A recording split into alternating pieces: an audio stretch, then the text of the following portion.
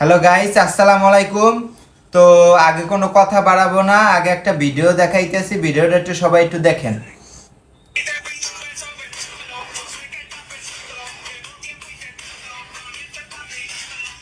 তো ভিডিওটা সবাই দেখছেন, ভিডিওটা দেখে বুঝছেন আমি বাসায় আইসে মধ্যে আমার মাইয়া আমার দ্বারা বিচার দিচ্ছে যে বাবা আমারে মা এরকম মারছে।